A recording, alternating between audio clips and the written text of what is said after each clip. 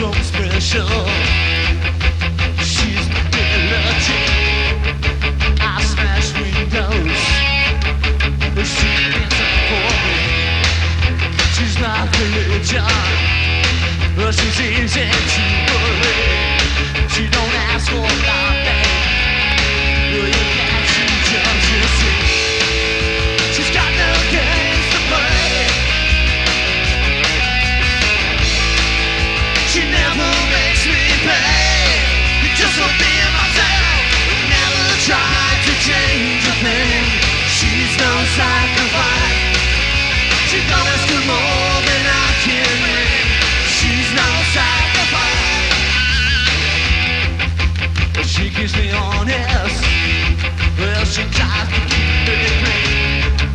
She don't ask for thank yous, because she knows it's good for me.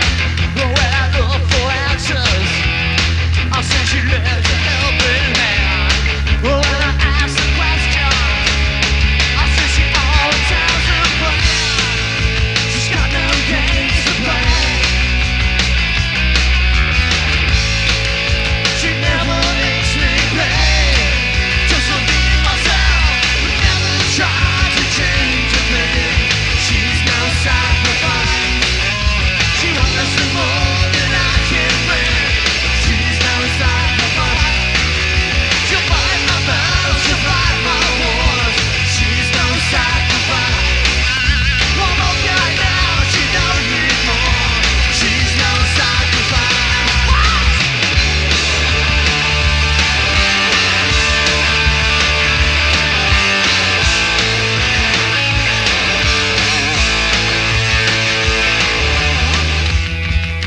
She's so special. She tries to keep me clean. She don't ask for my faith, because she knows what's good for me. But when I look for answers, I see she lives a helping hand. When I ask the questions, I see she always has a plan. She's got no games to play. She never makes me pay. Just for being myself, never tried to change a thing. She's no sacrifice. She knows more than I can bring. She's no sacrifice. She'll fight my battles, she'll fight my wars. She's no sacrifice. She won't live now, she don't need more. She's no sacrifice. I'm okay now. Well, I'm okay now. Oh, she's no sacrifice. She's no sacrifice. She's no sacrifice. No, no.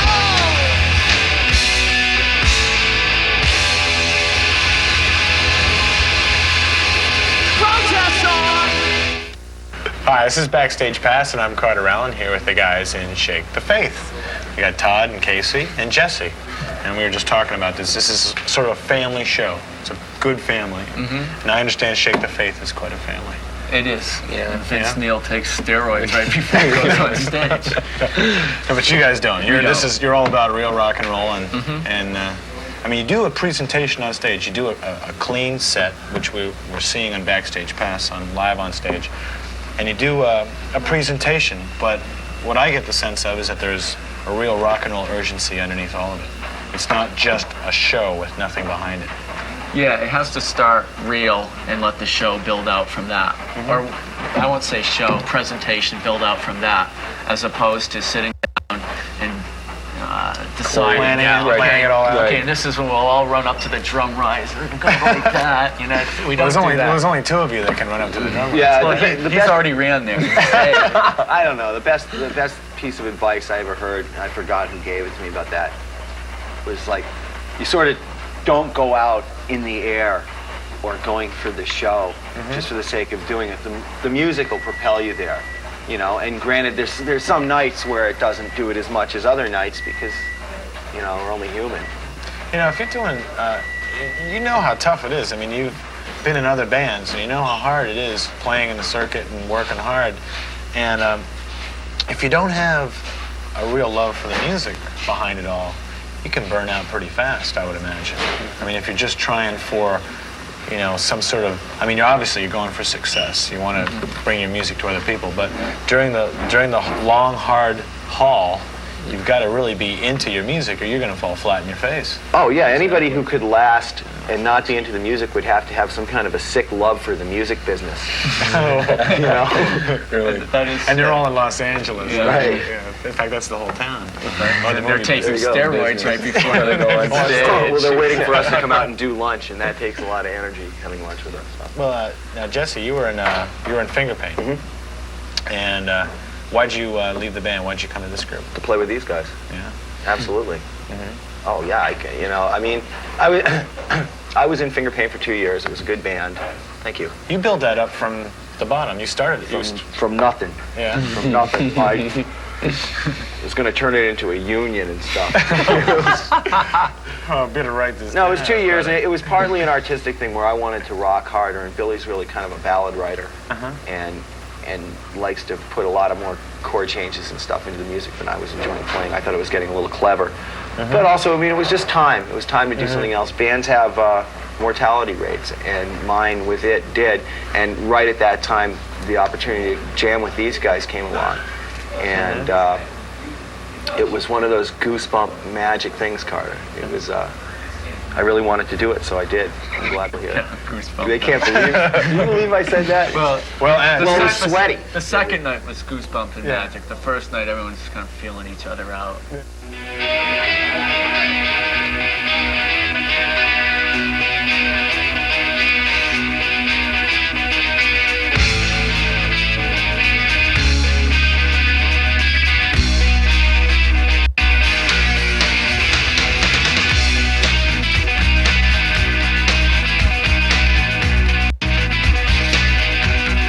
I grew up alone. You said to yourself,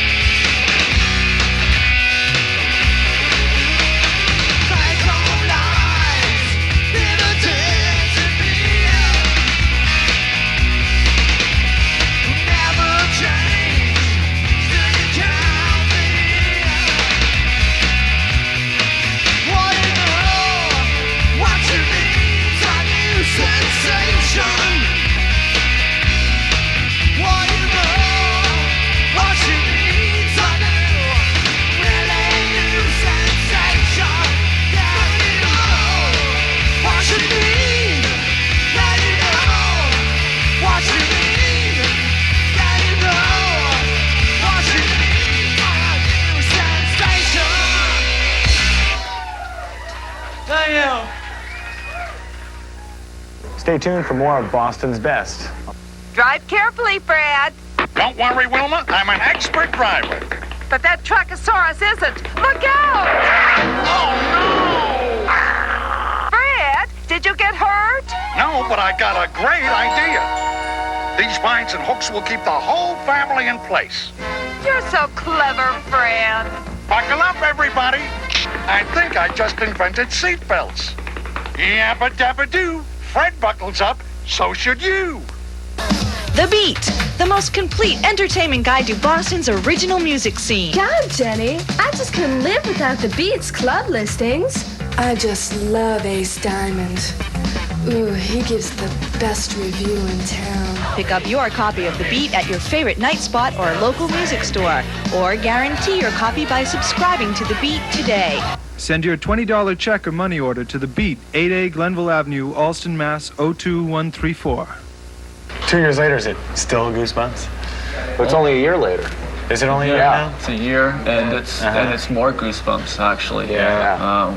Since when we played in the Rumble a month or so ago, a couple months ago now, we played better than we had. I think probably we put more elements of our show. Of what we do together on those nights, and now everything's up a notch. Todd, where do you come from as far as music, bands in town? I've played for a long time in New Hampshire. I spent some time in college, not really, seeking any direction. I put a band together called Still Missing. I played around quite a bit, never really did much of anything. Put a demo tape together, and the band broke up when I decided to move to Boston. They didn't want to come down with me. Unfortunate split. But at the same time, I was feeling the need to just be more honest with the music that I was writing and more, into this, what you call a presentation, just energy, just write music that inspires energy. And when we got together, and I had an opportunity to get together with Casey, things just have happened, to bring us to this point now. So, well, you just don't move to Boston and all of a sudden, start swapping phone numbers. That's exactly what he did. I met him on the street at 2 o'clock in the morning. That's a friend of ours' house. I've been living in his car. I'm really? Yeah, I'm rather up front with people. Yeah. And my band had played with Casey and the New Models, his former band, a couple of times, and I got to meet. It's crazy. I got to meet him and a few people, and I just kept contacts. And Steve Thurber, the New Models ex-keyboard player, was going to produce the tape that my band was working on. And at the same time, we began using the crew members from guys that we crewed for New Models. And they really liked me, and they kept encouraging me, you should move to Boston, you're really good, you should seek it out. And when their crew heard the tape that we were working on, they said, wow, this is, pretty good. And so I just felt confident about calling Casey when the band broke up and saying, I'd really like to play, and let's do a band.